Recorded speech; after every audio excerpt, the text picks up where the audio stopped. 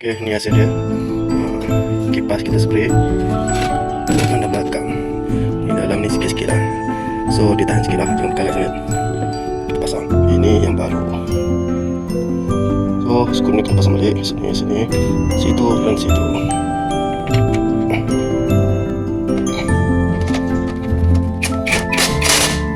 Lepas tu kena masuk kena ini dan masuk ni ruang ni.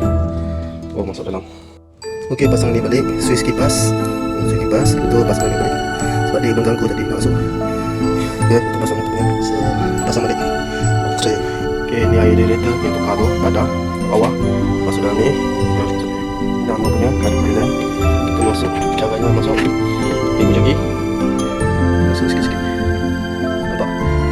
Letak ni.